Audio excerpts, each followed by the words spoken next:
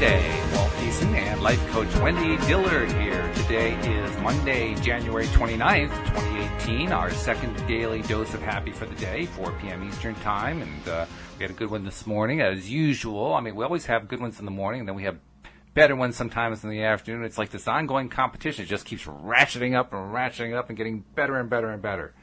And boy, am I excited about that, Wendy. I got to tell you. Well, good. I'm excited, too. I have to admit, it's been a little challenging at times. I refuse to say it's because it's a Monday. I refuse to make any excuses for it. The only excuse I would even venture to put out there isn't really an excuse. It's more like an anti-excuse. Like, I refuse to blame anything for this. I have been dealing with various issues today. I had to call the folks at Intuit, the people who make QuickBooks, because of a problem they were having on their website. This is not a good time of year for the QuickBooks people to have problems with their website when it comes to filing IRS forms. And yet that's I would imagine, yeah, this is not a good time. That's not a good thing. It's not a good time to call the IRS either. That's right, yes. And unfortunately, that's precisely what's happening. And none of the forms that I submitted all the paperwork. I clicked the buttons and okay, pay the bill, file the form, all that. I did that in the beginning of January, and they still don't have the forms up where I can actually, view them and verify that it actually worked. And in fact, they kept saying on one hand, the federal unemployment for my wife's business was not paid, and on the other hand, it was paid, and they couldn't decide which was which. So I spent an hour and a half on the phone with QuickBooks, just trying very hard to be happy and to not let it get to me the fact that I was dealing with somebody who clearly was on her first day and getting training on the job. It was a time for looking for the happy thing. So you know what I was happy about? I was happy when the call was done. That was great. Well, I have a curiosity for you. Maybe that could possibly give you some insight as to how that call went down the way it did. Okay. You want to play? Sure. Yeah, let's go. Do you recall how you felt before you picked up the phone to call them? I can't recall specifically. However, it was shortly after Tom and I had finished this morning's podcast, so I'm pretty sure I was in a good mood. Okay. Any thoughts that you had about what it would be like to call them at this time of year? Actually, no. Okay. And I know where you're going with this. I can't honestly think where I was that was making me feel this way. The only thing I can think of, and this would help to explain it, is I wasn't really enthusiastic just in general about having to follow up on this issue. Because it was one of those issues that felt like, well, geez, I shouldn't have to do this, And that's where I think some negativity could have gotten into it. That's very possible. Because, I wanted to joke with you when you said, you had this thing go down. It wasn't exactly great.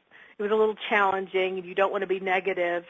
And I thought, first of all, there's nothing wrong with just saying negative words, especially if the intention behind it is, I want to find a way to flip it around. I mean, it's good sometimes to start out with, okay, this sucked, but that's not what I want. What I really want is something good, but I'm not quite sure how to get there, and let's talk about it so we can get there. This is true. But the other thing is, if you didn't have, do you recall if you had a specific impulse to call them, or was it more like it was on your to-do list? No, this was definitely on the to-do list. Yeah. Okay. And I can't say one way or another about, how that worked for you, but I will say in my world, I have learned generally not to pick up the phone and call someone else unless I get an impulse to do it, even if it's on my to-do list. Just because I have a really bad track record of going down the wrong path emotionally with people who don't meet my expectations. And so I've just, out of my own sense of survival, I've had to learn I don't ever just pick up the phone anymore and make business calls. I wait until I feel a sense of, okay, now. So I can make a list of all the things that need to get done and all the people I need to call. And when I start to feel, I think I can call someone, I'll look at my list and I'll look over and I'll see which one kind of lights up to me, like which one does it feel like now I can call them. Well, we're definitely touching on something. We're touching on something here that I think is worth looking at, for myself anyway, because traditionally, and by traditionally I mean in my own history, I have a tendency to make lists for the purpose of working through them as quickly as I can to get them out of the way. And then what actually happens is I start working through the list and more stuff gets added to it. And then I clear that out and more stuff gets added to it. And then I start to get frustrated, like, I only had 5 items. Now I have 10 and I just did 7 of them. What's going on here?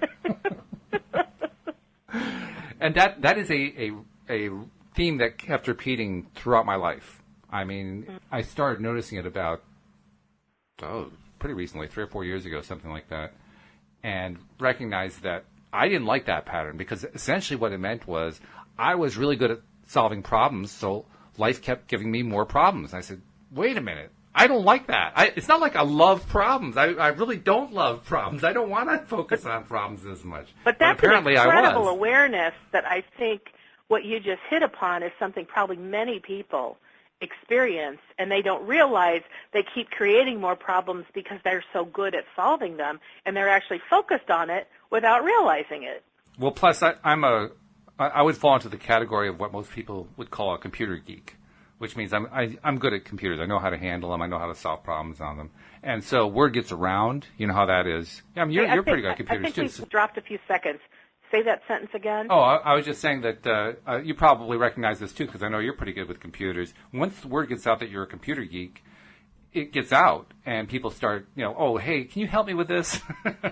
and that's what I was noticing over time as, I would try to help people and so forth, and I get more requests for help, and the number of requests would keep increasing, in addition to my own problems that I'm trying to deal with, and those would keep increasing. And it's like this ever-increasing pile of problems that gets bigger and bigger and bigger. And I said, enough of this! I don't need this anymore.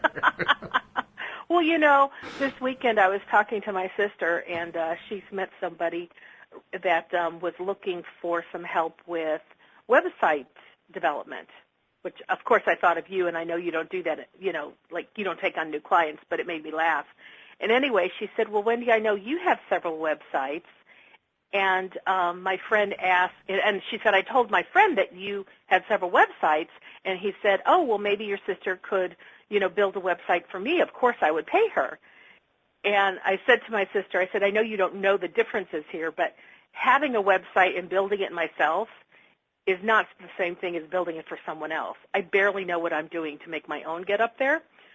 But what was interesting is I felt this specific feeling when she was asking me the question, would you be willing to do this for him? And help resolve their issues. I wanted to say yes, I could. But I had to say, no, I'm not a web developer. That's not my thing.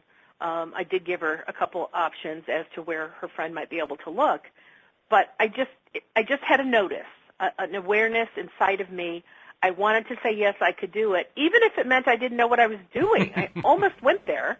But I'm like, no, I don't do this. And then when I said no, then the feeling actually changed to feeling really comfortable. Oh. Like, oh, I did the right thing. Yeah. And the thought that came to me was, I did the right thing because now her friend has the opportunity to look outside of himself and maybe look for resources. He may learn some things along the way. And I kind of got this sense that if I had even pretended to say, yes, I can do it, I'd be robbing somebody of the opportunity of something else, even if I don't know what it is. Yeah, that's true. That you're right. That happens quite a bit, actually, particularly with websites. I do have to give your friend of your sister credit because most people who ask for that help, what their real intention is to try to get as inexpensively as possible. And this person was at least willing to say, I'm willing to pay for it. Now, how much they're willing to pay, I don't really know, but, at least they had their heart in the right place. I can't tell you how many times I was approached by somebody, usually a friend, who said, can you help me with this? And what they really meant is, can you do it for me, but I don't have any money to pay you. Yeah. Oh, my. But anyway, you were talking about how okay, now I just lost my train of thought. Well, just don't let it run over you, that's all. Oh, okay. I don't know if there's something technical on your end, but I felt like your voice dropped a couple times, or I lost a couple parts of your sentences. So I don't know if that's something on your end you needed to know about. So I just thought I'd tell you. Well, I mentioned that I have to do a complete rebuild of my computer. We were talking about that before we got going here, And unfortunately, that is a symptom of the overall problem. So once I do my rebuild, which will be the second one I've had to do in 2 months, and I'm practically shaking my head. Oh, that's right. No. That's right. We were getting little drops in the call before you did the rebuild. Exactly. Yeah. Oh, And that issue came back in part because of this other issue. So yeah, it's like, here's another example. Problems piling up on top of problems, and I'm tired of it. I'm interested in solutions from now on. So I'm just going to hang up a new shingle outside that says problems. No problems here, only solutions. And you might want to rethink that one too, because the only way you can come up with a solution is if you have a problem. Yeah, this is true. Yeah. Okay. So what do you do? Scratch the shingle. The shingle's going into the trash. I'm done with it. Okay, here's another idea. I don't come up with problems or solutions, but I know the universe can handle them all. Oh, I like that one. That's good. Yeah, really good. I'm in favor. All in favor, say aye. Both sides of the equation. It's funny though, because this all ties in beautifully with the topic for the day. Because, I mean, when you look outside of law of attraction circles to the real world, the world that is the one that we're all struggling like crazy to say, we're not going to pay attention to the world that is. We're going to think about the world as we want it to be. But for the rest of the world that is still the world that is, because they all live by default. And one of the interesting aspects of that is there are a litany of political issues and news-related issues and so forth that people get all worked up about. And most of the time it doesn't really pay for us to focus on any one of them. And this is probably another case where it still doesn't pay to focus on, but we thought we'd do it anyway just because it would be fun. A lot of people get worked up about the fact that there is a dramatic inequity in the amount of wealth that is held by a small percentage of the population. And the numbers vary, but we've all heard them, like 1% of the population holding like 90% of all the wealth and resources, or something like that. Mm-hmm. I don't know what's accurate, but that's the point is, there's a small group that has everything, and then the rest of us have next to nothing, which is probably a bit of an exaggeration, but nevertheless, that's the formula, that's the belief, right? That's the belief that permeates so much of society. So we thought, well, let's talk about that, because the law of attraction actually has something to say about it, or more precisely, the teachers of the law of attraction has something to say about that. And of course, I'm thinking specifically about Abraham, because they have actually directly addressed that problem, right? Yes, oh, absolutely. I've heard them address it a number of times. Yeah. Because probably if we were to distill all the subjects that people come up with when they go to see Abraham, mm-hmm. I would say that the biggest majority of, that's redundant. The biggest majority of questions. I want the smallest majority. Yeah, the majority of people want to know, where's my money? Yeah, that's right. Yeah. Okay, so we understand it's in the vortex now. How do we get it out of the vortex and into my bank? Where's the key? My money? But yeah, people are always wanting to know where their part of the money is. Absolutely, yeah. And quite rightly so. That's an important point. It's something that we easily get hung up on. So, well, do you want to give us like the primer? How would Abraham answer the question about, why is it that 1% of the world's population has 90% of the wealth and the rest are stuck with nothing, which is an exaggeration? It absolutely has to do with their vibration and what they think about money. And one of the story that I was going to tell is something that I've heard Abraham say a number of times, how there was an artist who had her portfolio with her in the car, and she was driving from the East Coast to the West Coast with the expectation of trying to get hired, I think, at some movie studios, and she was going to show her portfolio to show what she can do. I don't know if it was in terms of, I don't think it was animation, but somehow she was going to do something that had to do with, something in L.A. Mm-hmm. Sure. And as she was there, she hadn't started meeting with people yet, but somebody broke into her car and stole her portfolio. Ooh. And she was devastated because she's like, well, what do I have to show? And now this isn't about money, and yet the premise is. So Abraham said, well, it's not a problem. You're an artist. You can draw some more pictures, right? And she's like, well, yes. And they said, well, as a matter of fact, the stuff in your portfolio is your old work, a.k.a. your old vibration. Nice. If you want to show them what you do now, that's your new work. That is your current vibration.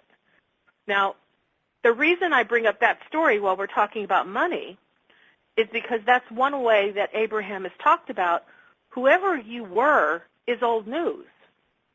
whoever you are is your point of attraction today. And a lot of people's point of attraction today is steeped in poverty thoughts. Oh, I don't have much. enough. Oh, yeah. I have more bills at the end of the month than I have paycheck. And when people chronically focus on that, they're chronically in arrears, they're chronically in debt. Those are the people who have one problem after another, that the solution is some kind of will require finances, but they're the ones that don't have it.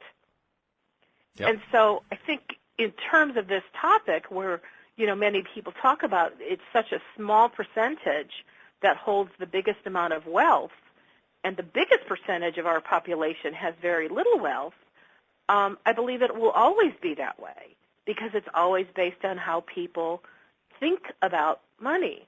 And so even if somebody were to, gather up all the wealth in the universe and equally distribute it amongst all of humanity, it wouldn't take any time at all for the balance to flip again, and the people who used to be poor would be poor again, and the people who used to be wealthy would be wealthy again. I would Because throw the in a wealthy caveat. people have certain ways of thinking about money that constantly produces money, I would vice versa. I'd throw in one caveat, and I'm sure you'll agree with it, and that is the scenario you described assumes that the vast majority of people, or even a significant minority of people, don't learn how to become Okay, say that again. creators. You say that again. We dropped you. Okay. The caveat would be? The caveat would be that a significant minority or so of people would not become deliberate creators, because that would kind of change the formula. We're assuming that they're just going to stay stuck in their what is scenario. I'm not quite sure I understand that. Well, Explain that if again? a whole bunch of people learn how to become deliberate creators, they start creating their own wealth. They start attracting their own wealth. So the numbers start to fall apart. The idea that 1% of the population retains all the wealth, that starts to fail once a large percentage of the, quote, impoverished, unquote, people start to learn how to become deliberate creators instead of just creating by default all the time. And I would say that's accurate, and I guess in my scenario it's all things being the same, where Right. people still have the same thoughts. Exactly. Even if you evenly distribute the money, those who still have poverty thoughts, they'll become poverty-ridden again. Exactly, yes. Yeah, absolutely. Yeah.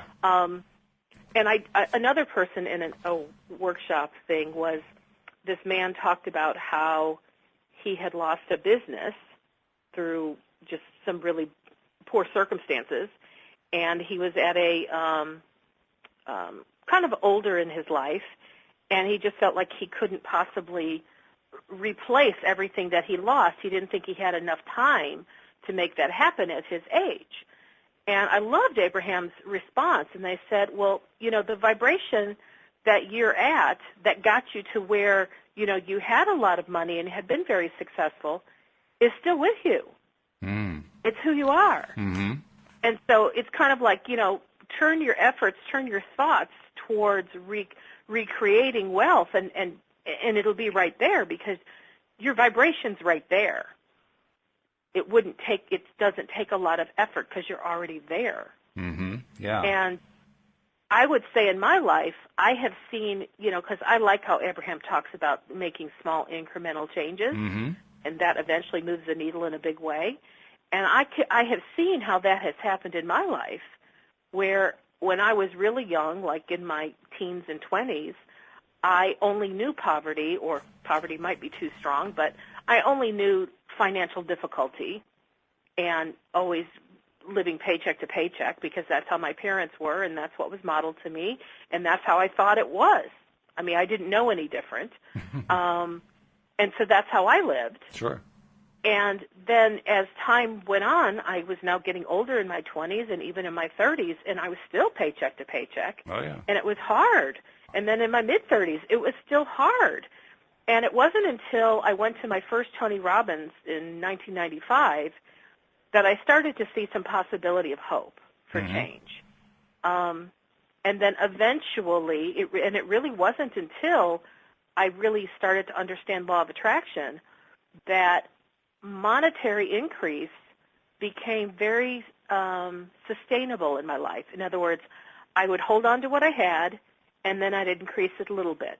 And I'd hold on to that, and I'd increase it a little bit. And I'd hold on to that, and I'd increase it a little bit. And each stair step that I made, I was having new beliefs that would just kind of pop in. like, wow, I wonder what it'd be like to go to the grocery store and not have to be estimating how many dollars worth of groceries I'm putting in my cart, because I don't want to be embarrassed when I get up to the checkout line and have to put stuff back because I don't have enough cash to pay for it. Oh, yeah, yeah. I mean, because that's what used to happen. I mean, I remember in my 20s where my guy friend and I, he and I would go grocery shopping together, and we were such good guesstimators. You know, and eventually we're like, every item, you know, we would average 50 cents. And then, of course, as years went on, every item we'd average is $1 and then $1.50. Right. Now when I go to Whole Foods, every item I estimate is $5. But the point was that I was starting to, like, get new thoughts, like, what would it be like if? And then I remember the first time I went grocery shopping, and I didn't count how many dollars worth were going into the shopping cart, and I knew whatever the amount was, I was going to have enough to pay for it. And I went, wow. And I'd go, like, how did I get here? And I'm like, you know what? I'm not going to ask that question. I'm going to say, I love being here. This is great. Yeah. I wonder what's next. And then I remember there came a point financially for me where I remember knowing that somehow money had grown enough in my experience that I could buy like if I was just out with friends and I wanted to like do some window shopping, I could spend $50 without having to think twice.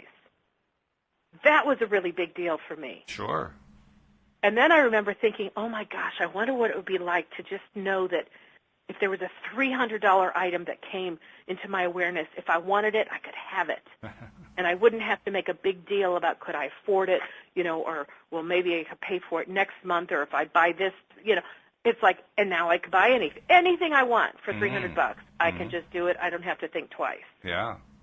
And I remember thinking to myself, and this wasn't too long ago, wow, I've gotten to this point. This is so different from the days when I was counting every single dollar that I put into the grocery cart. And I think one day last week, I went grocery shopping, 2 different stores, and between the two, I spent $300. And I remember thinking, I don't think about that anymore. It's all just part of my lifestyle. That's wow. very cool. Yeah. And so to me, that is kind of my story of how this topic of, you know, wealthy people will stay wealthy and poor people will stay poor, regardless if you reshuffle the deck of who has what money, because vibration is what calls it to us. Right. Or takes it away from us, if you will. Yeah, and in the context of what you're talking about there, I mean, you gave a great presentation of what your story is, and my story also ties in, although in a different way, in a way, in a way that is more relevant to the people who get all upset about this issue, because I can't say I ever got all upset about it, but I have given a lot of thought to it, and in fact, I wrote a novel around the time of the financial crisis. My motivation was basically to help people understand what really caused the financial crisis, because what we've been told caused it, that was just mainly smoke and mirrors, and most people don't really understand how the monetary system really works. And so I was bound and determined I was going to teach people, you know, this is how it really works. And what I was teaching them was correct, but what I didn't realize at the time was that by focusing on all this stuff, I was setting myself up big time, because I kept focusing on all these terrible dysfunctional things about the monetary system and about, you know, how the whole thing works and how, you know, Peter robs Paul and so on and so forth. And I won't get into all the details of that because I don't want to relive it again. But the point is, it affected my life. It affected my life in a big way. I mean, I struggled financially from the financial crisis on. Now, part of the reason I struggled was because I lost most of my clients. I had a fairly good web design business at that point and an online marketing business, and I lost most of them, mainly because most of my clients at that time were nonprofit organizations. And let me tell you, 2008 wiped out the nonprofit industry to a large extent. All the small ones just kind of disappeared. That was my business. It was gone. But I also realized long after the fact, after studying the law of attraction and so forth, that my mindset contributed greatly to that. I now believe that if I had had a different mindset, if I had had a mindset of abundance, and if I had written from a mindset of abundance, my experience would have been quite different from what I had. I don't necessarily think I would have kept those clients. I think those clients probably would have disappeared anyway. But I think they would have been quickly replaced by other clients. That didn't happen. Those clients probably would have. Say it again because you dropped. I said new clients would have replaced them, different kinds of clients, not nonprofits necessarily, but different kinds of clients would have replaced them, and that did not happen. And I'm certain that's because of my mindset, because I was so focused on what's wrong with the system, what's wrong with the system, what's wrong with the system. Well, you stick on that long enough, and let me tell you, you get a wrong system.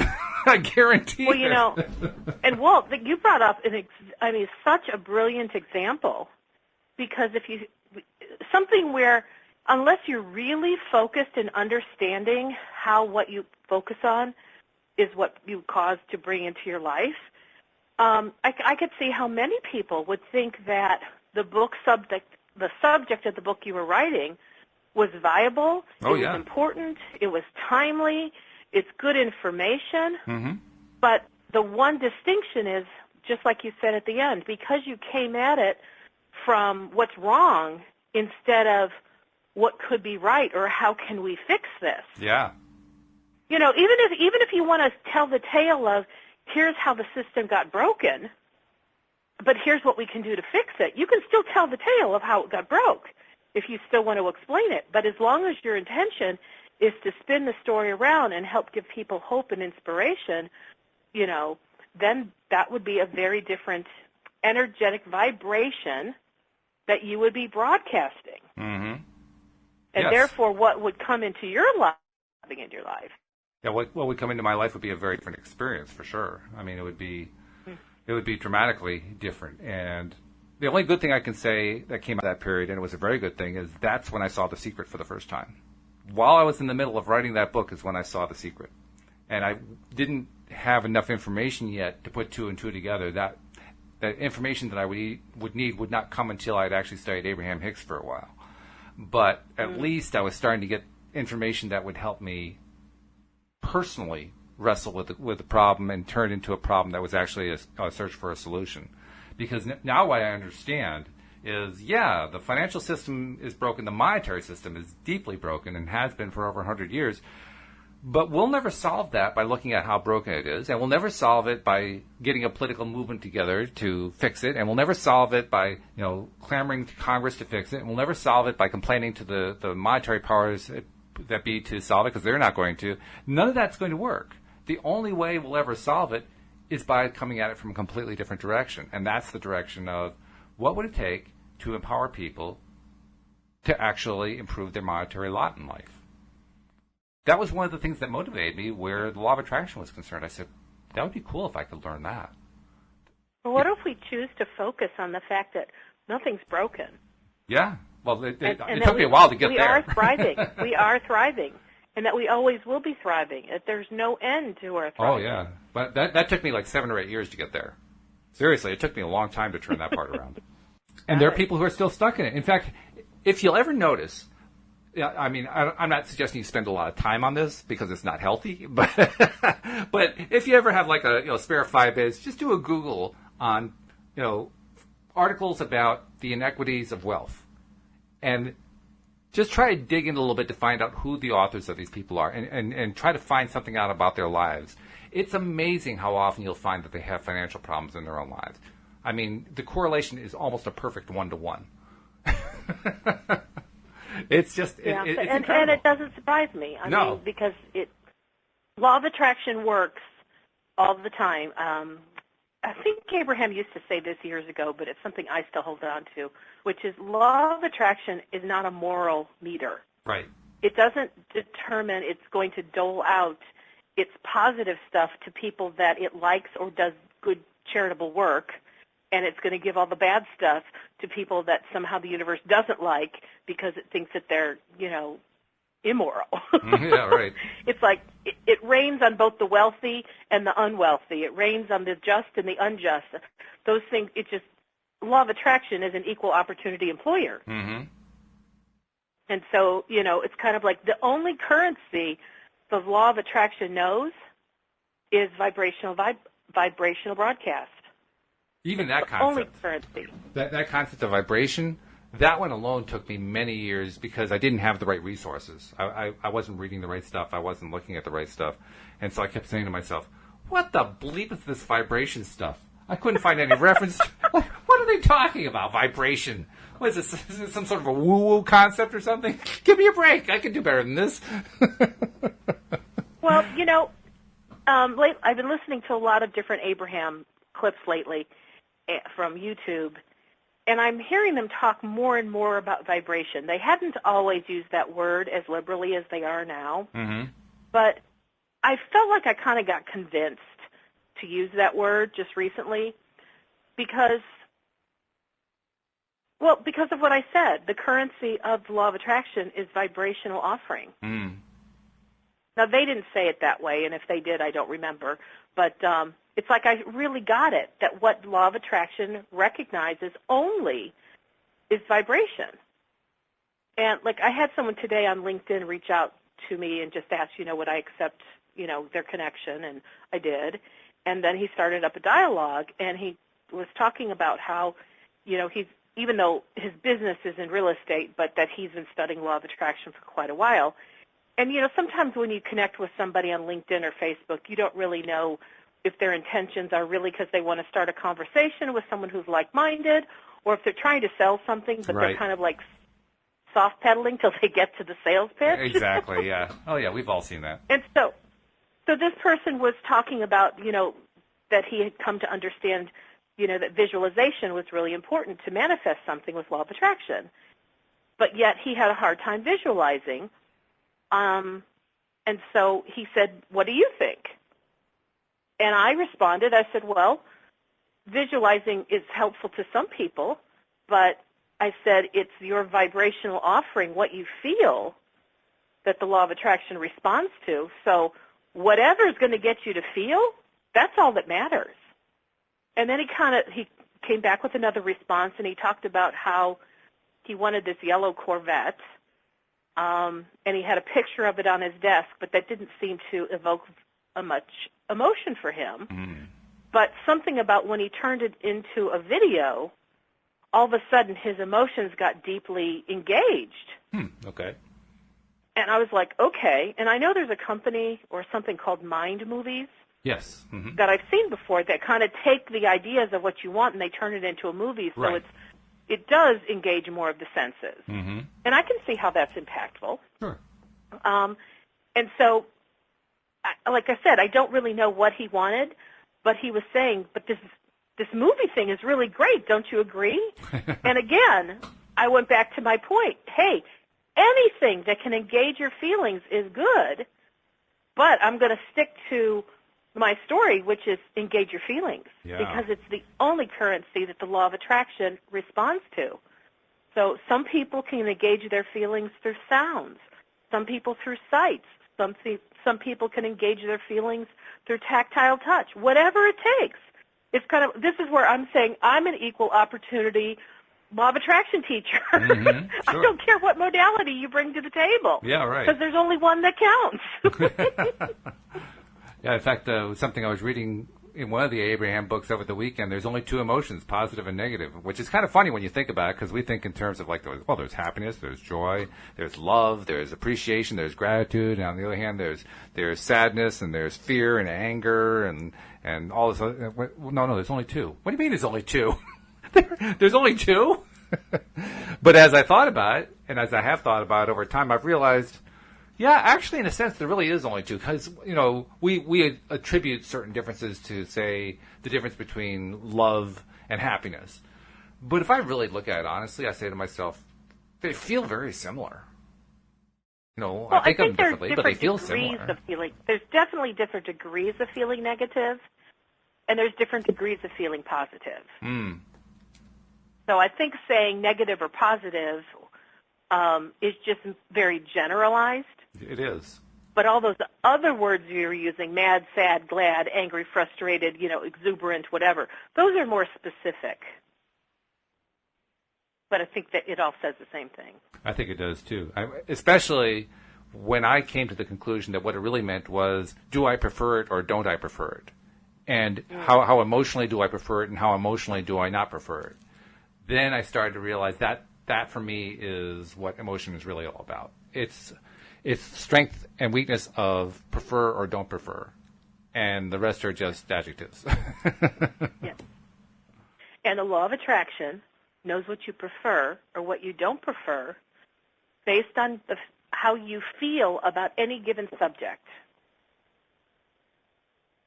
Yeah, and how you feel about something is your vibrational broadcast. That vibrational thing, that's also an interesting question, because I had a person, I'm not sure that he's a listener, but somebody contacted us through the LOA Today website, and he was raising some questions. I won't repeat what his original question was verbatim, because it's not polite to say on the air, but paraphrasing it is, why is it that you keep advocating this stuff when, yeah, it's great if you have a nice lifestyle, but the rest of the time life goes into a bad place. That's the nice way of saying it. You can imagine what his not so nice way of saying it was. Well, we've gotten into an email exchange, and he's definitely looking at the whole thing from a real-world perspective. And in that real-world perspective, he wants to know, so is the law of attraction an actual verifiable law, or is it just an extension of psychology? And what this vibration thing, is that an actual verifiable law, or is that just metaphysics? And his questions were good ones, because as I think about it, I mean, I don't know of any good way to measure vibration. I know that science has been able to measure, for instance, the harmonic vibration of any object, but that doesn't mean that they've gotten further than that to be able to measure what a thought is, or what the thought's impact is on a thing or whatever. Science is nowhere near being able to measure that. Does that mean the phenomenon doesn't exist? No. I mean, when Einstein first created the theory of relativity, there was absolutely no way to prove it. And he knew it.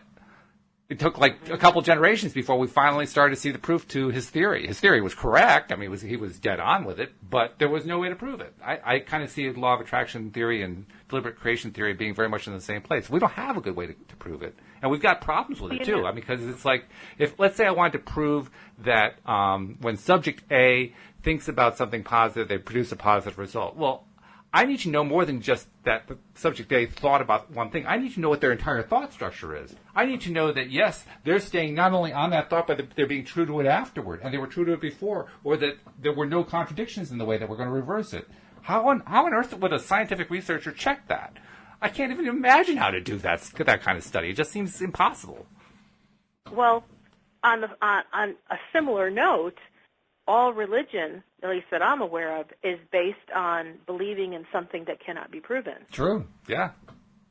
And, not wanting to get into a huge religious debate about it, because some theologians believe that they can prove what they believe. Yep. Mm-hmm. But I would suspect that what they're using to prove what they believe is still not scientific. That's right. And there's still so many things that even science cannot prove, because we don't have instrumentation yet that can do it, nor has anybody even thought how to get into certain things that maybe there is yet to prove. Exactly. I mean, science is still new. Yeah. And, we know today more than we knew yesterday, but, 10 years from now we're going to know a heck of a lot more than we know today. Mm-hmm. So, in a way, everything we choose to believe, whether it's law of attraction or any type of religious belief, or being an atheist who believes in nothing, well, I don't know if that's true, but you know what I mean. Yeah, I get it. All of it takes an element of personal trust in something. Yes. And so where you choose to put your personal trust is completely up to you, up to the individual. Oh, yeah. And Now, that's why it belongs in metaphysics. Certainly the law of attraction at this point is a metaphysical concept. It could eventually become part of physics, but we're not there yet. We're really not close to that. And metaphysical, some people think that's a really big word, but metaphysical just means outside of our five natural senses. Yeah, actually, more precisely, when you look at the roots of the word, because these days we actually have a sense of what meta means, because we're familiar with the word metadata. And metadata is the explanatory data that goes along with data. So, we have like governments who are scanning for data, and major corporations like Google and Facebook and so forth that are scanning for data. And what they're really scanning is the metadata. Well, the same concept also applies with metaphysics. Metadata or the equivalent of metadata in metaphysics it's kind of like following what physics is all about, but it's looking at the data that goes along with it, or the structures that go along with it. We can't necessarily draw a direct connection between them, but it follows the same pattern. When you really look at what happens in science, most of science has a philosophy associated with it. Yes, it's all about proofs. Yes, it's all about theorems. Yes, it's all about hypotheses and following the scientific method. But you are going to be very hard-pressed to find any scientist in history who didn't have a philosophy that went along with his science. And that's the metaphysical side. Okay. Well, and bottom line, you still got to believe in something. Yeah. Or even if you choose not to believe in something, you're still choosing to believe in nothing, which is still a belief. That's right. So we're down to belief again. It's kind of like everything is. Yeah, that's right. Yeah. Everything is down to what you choose to believe in. And so I think most people make a choice of what they believe in based on what evidence they think they can prove or that they have experienced. Right. Exactly. But, I mean, there's no doubt to me that whatever, Abraham says that a belief is nothing more than a thought that you've thought many times. I love that. And I used to think, wow, that's kind of freaky. But then I played with that for like the last decade. And I recognize the things that I do hold as beliefs, I have thought on many, many times. Oh, yeah. And I have lots of evidence of it in my life. And then I now understand that the only reason I have evidence is because I've thought on something and focused on it enough for law of attraction to bring it into my life so that I would have the evidence. Mm-hmm. Oh, yeah. I would say that concept, that a belief is a thought that you keep thinking over and over again. The first time I heard that, I got it. I didn't have to. That's one of the few concepts that I got right away. I didn't have to test it for the next 10 years. That one made so much sense to me because as I look at the entire spectrum of human knowledge, everything from the sciences to the social sciences to mathematics to the arts, and I look at that whole range of all the experts and the leading figures in all those disciplines and what they had to say. My God, it was all belief, and the ones who repeated it most often and got it repeated by others, that became fact. Mm-hmm. Like, whoa, that was a great insight. When I read that one, I said, okay, I like this, Abraham. This is good stuff. Yeah. I mean, what I'm going to talk about is like sort of sacrilegious, but I've been there are these programs on right now on, I don't even remember what station I'm watching, about the David Koresh, Waco. Oh, yeah, right. Scenario, that cult. And a little bit before we got on the call today, I was watching this one little snippet, and it was where David Koresh was so studying the Bible and so studying Revelations and had told people, because this story is being told by 9 survivors of the whole Waco thing. Right. And so these are people that were in their 20s and 30s when it happened, and now, of course, not. But they're just recalling things and things that David said. And, it's like in the earlier part of the people following him, he likened himself to Christ. Then he started saying he was him. And then he was saying he was the chosen one. And then it's like he would go so far as to say, more specific things that we know Jesus of the Bible said about himself or things that historians said about Jesus. But he started to say these things, and as they're building it in this television program, I was seeing, this is how a belief is formed. He's focusing his attention on certain passages of the Bible, identifying with them, and then once that's pretty solid, he starts telling people about it. Mm-hmm. And then he starts claiming it for himself. Right. And then little by little, it's like he didn't wake up one day and decide that he wanted to be a Messiah and die at 33 years old the way Jesus did. It's like little by little, he focused on specific things until he kind of became the whole package of of the delusion that he was creating for himself. That's right. But it was one belief at a time, because he'd think on one thing and focus on it so intensely that all of a sudden he became it. And then he'd take on another scripture and make it his own, and then he became it. Mm-hmm. And really fascinating to me. Oh, yeah. Very fascinating, how in the life of one person you could go from being a kid named David to all of a sudden thinking that you're a messiah led to lead, a group of people. Right. In fact, there's another way to look at the same question about how does belief become fact? How does repeating the thought become something that we believe as fact?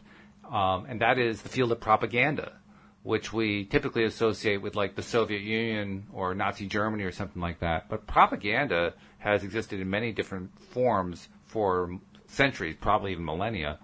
And the gist of propaganda is if you want people to believe something, regardless of its truth, because the truth really doesn't weigh into it, you repeat it over and over again, and you repeat it far and wide as much as you possibly can. Because if you do that over time, people will adopt the thought as if it were a belief, as a thing that they believe in as true.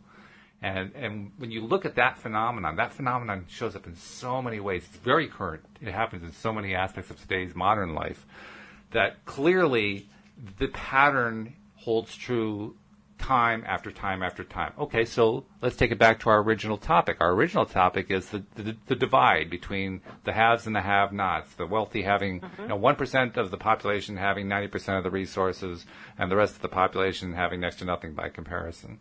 Well, that's a belief. That's a belief that has really permeated popular culture in a huge, huge way, and a lot of people have bought into it. How did it happen? By having it repeated over and over and over and over and over again. I've certainly heard it many, many, many times in my lifetime. Oh, yeah. Yeah. And so even if I don't hold it to be true, I do believe it is a societal truth that the mainstream, society believes that. So here's the question. When I grew up... Oh, go ahead. Tell your story. No, tell your story first. I was going to say, when I grew up, I just recall since probably 7, 8, 9 years old, my parents fighting over money. That was a very common thing. I remember my mother buying some new bathroom towels, and I watched her hide the receipt under her jewelry box. Oh, no. And I said, Mom, why did you put that there? Because my mother's very orderly, so to have her put a receipt under her jewelry box seemed weird to me. And she said, oh, I don't want your father to see this. And I said, why? And she said, well, because he'll get mad at me because I put it on a charge card, and he'll have to pay. It's something he's not going to be happy about because he wouldn't want me to have spent money.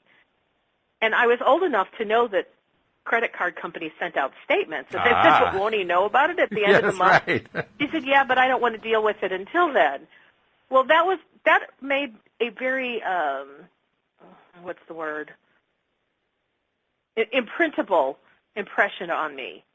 And it caused me to recognize that there was something not right in our family finances if my mother felt the need to hide things, because what I knew about my mother's character is that she was honest, always, although in this case maybe she wasn't, but I recognized her as a very honest mom. And she always wanted to do the right thing. And I thought, well, the only thing I can conceive was, well, if she's honest and wants to do the right thing, then there must be a really deep problem in our family finances that would cause her to go to these lengths.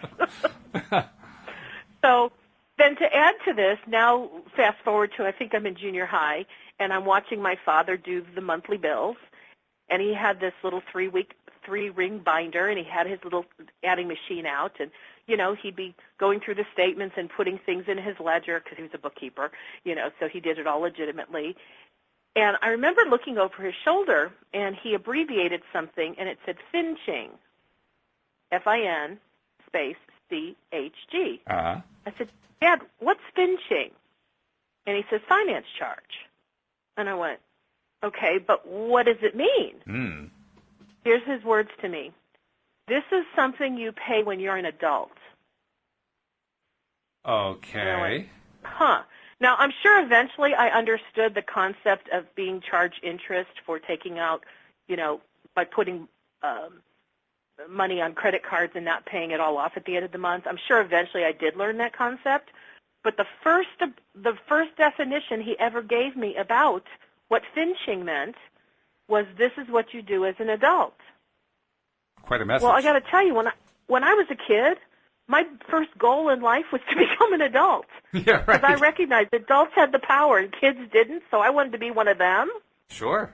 So don't you know that at 18, when I got my first credit card because it was mailed to me, I couldn't wait to put finching on my ledger. Oh, dear. Why? Because then I could say I was an adult, because adults right. pay finching. Oh, and do you know, Walt, it wasn't until my 30s that I realized that I had been believing in the necessity of paying finching every single month on all of my credit cards in order for me to really know that I was an adult. Wow. I mean, how's that for really bizarre? Yeah. But that's what got locked into me in terms of I thought that thought over and over, going, I want to have finching, I want to have finching, I want to have finching, because I want to be an adult so bad. Yeah. Oh, yeah. Well, it took a lot for me to not have finching anymore. Which is a good thing. But we are so programmed from a very young age because we do want to become adults, right? We do want to grow into adults. We want to be one of the big people. And we're so programmed on a whole bunch of stuff that when you look back at it, you say, what on earth were our parents thinking? What on earth were our teachers thinking? And maybe they weren't.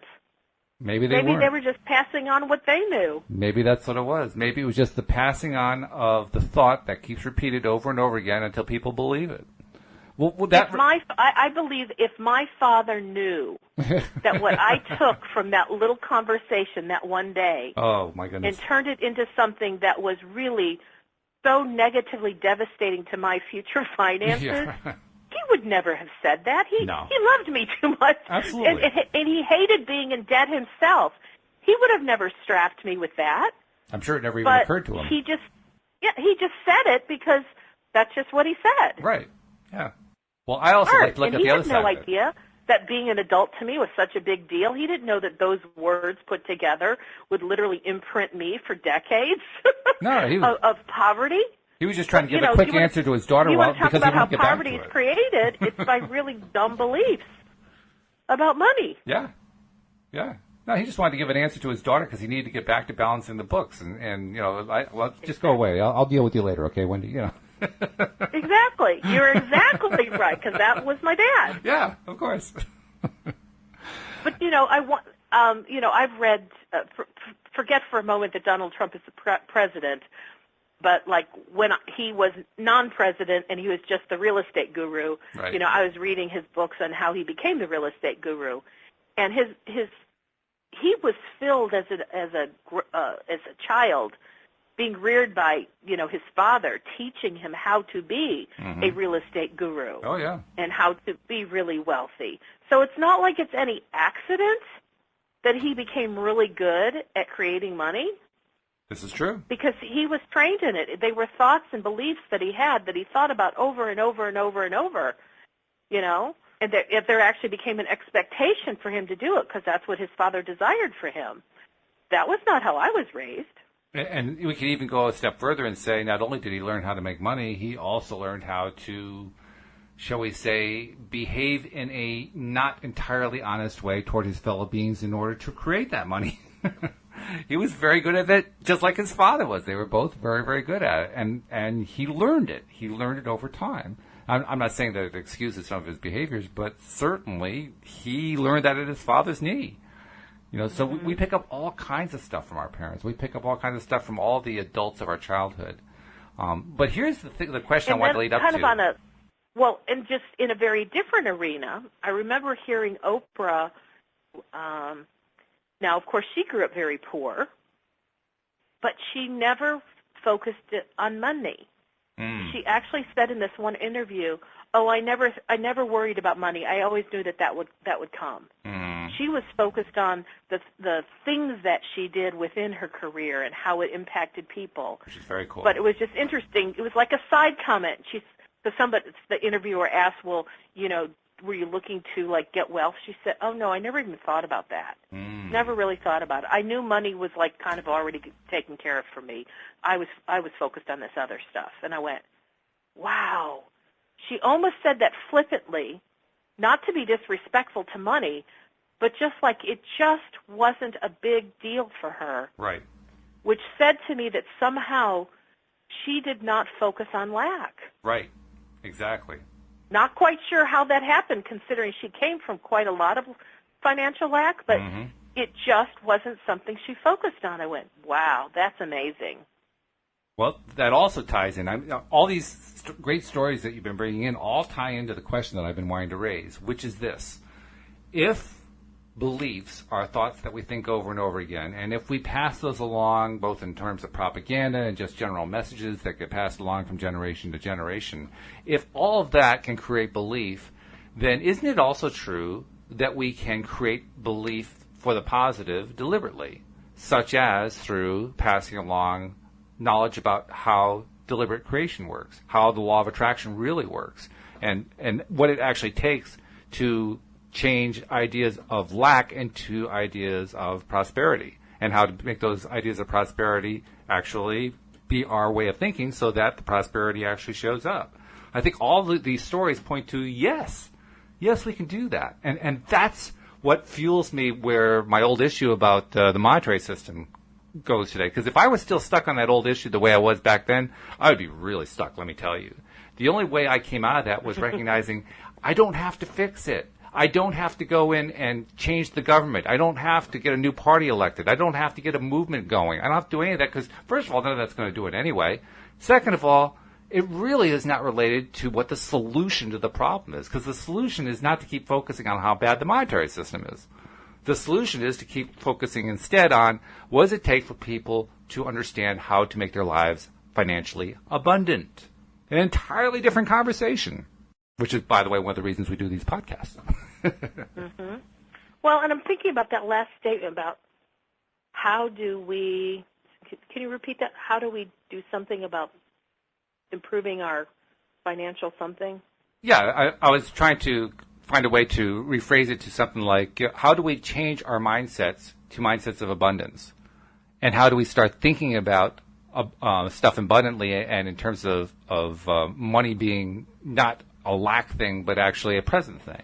Because as we start to do that, and that idea gets spread through more and more people not only adopting the idea, but also gaining the fruits of it, that idea starts to change the way society thinks in the long run, until we finally get to the point where this whole divide thing kind of disappears as a thought because it's been replaced by something much more effective.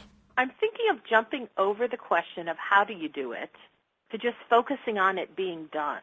Okay, so that's good. Focus on, and I'm just playing with this right now as we're like talking. it. Go and with if you it. focus on it being done and start to really feel it so that your vibrational broadcast is strong and solid as though it is already done, then I'm surmising that based on the law of attraction, the how-to impulses will show up to those that have ears to hear and are in the receptive mode, and they can receive it. Mm-hmm. So even if we never focus on how do we do this, and we just focused on the doneness of it, it would happen. And that's certainly the solution end. I mean, that's looking at the right end of it for certain. Because, you know, the experiment that I've been working on for a couple weeks now of this thing I wanted to just deliberately create that I have not yet named on the air. Right.